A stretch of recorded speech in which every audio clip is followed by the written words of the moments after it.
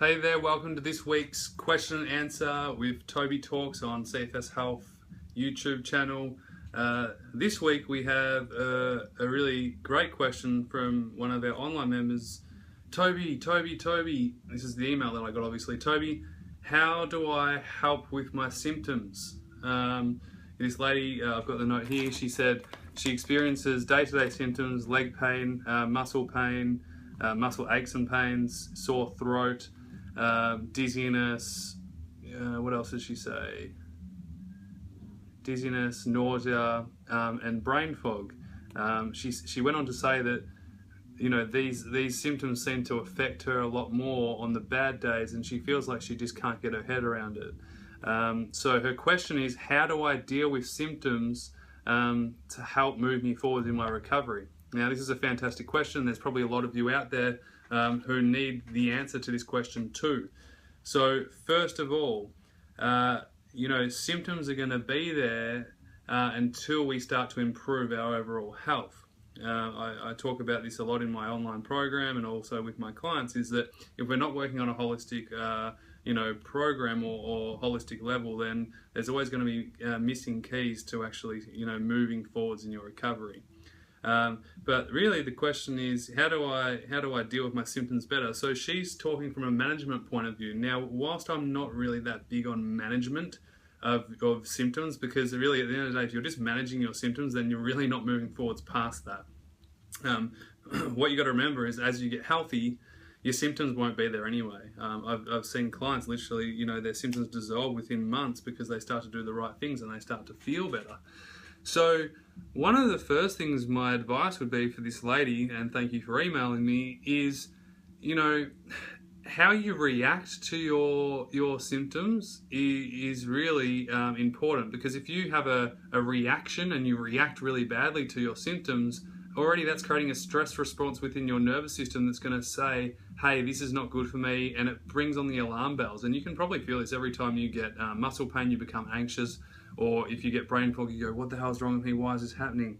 So the first answer to your question is, learn to proact with your symptoms, okay? Rather than be reactive and have a negative reaction to each symptom, because you know they're going to be there for a while. It's important to have a proactive approach to your symptoms. So whenever you feel something coming on with your symptoms, ask yourself this question: what do I have to do right now to help myself right now? And it might be as simple as stopping. It might be as simple as resting. It might be important to get a coaching session with someone who understands where you're at and can actually help you figure out a daily routine and structure. Sometimes the best answer is just to be completely still and don't do anything.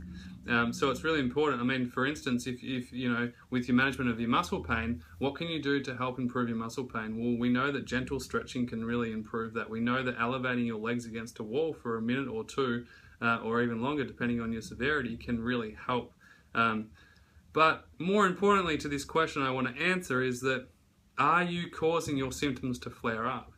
Now, there's a few reasons why the flare-ups happen in the first place, but usually what happens if you push yourself way too hard, which is very common with people with chronic fatigue syndrome. We're really good at that. All right, we're probably the number one ranked person in our field to push and crash, because that's what we're good at. However, we always end up feeling terrible for it, and we have setbacks. So what we want to really do altogether, to answer your question even better, is to avoid flaring your symptoms up in the first place. Now, of course, this is not an overnight thing, and you're going, yeah, but Toby, it's easier said than done. And I know that. I went through it for 4 years. I understand. And I see patients every single day, okay, who are going through this. However, if we set up the right structure, have the right baseline where we figure out what you should and shouldn't do without making yourself feel worse, then we can get some steady ground to actually, you know, level out where you're at and then progress slowly but surely. You know, and obviously the symptoms are going to be there for a while, but the severity of it is going to be a lot lower than what it would be if you push yourself beyond your means. There's a thing called the push and crash cycle. It literally goes like this. If you do something out of your means that exerts too much energy, you push yourself way too high and you come crashing back down. So this is the baseline here. You push yourself too much, you come up here, you exert your energy, and then all of a sudden you go below the line. And this is called the valley of death. I don't really like that word, but it's true. It's a shocking feeling when you push yourself, you exert yourself, and you just feel crap. Your legs get really sore, you get dizzy, you're nauseous, you get headaches. All you want to do is sleep. You're irritable, you can't sleep because you are irritable. So, it's a vicious cycle. So my suggestion, my invitation for you and for this lovely lady who emailed me is to, one, avoid pushing yourself beyond your means to start with, okay? The second thing is listen to your body, all right? If we can avoid the boom and bust cycle, then we're going to get a steady ground to actually start improving, because again, we don't just want to manage it, we want to progress and improve and feel better, okay? Obviously everyone's different, but your aim should not be full recovery. Your aim should be improving 5 or 10% from where you're at.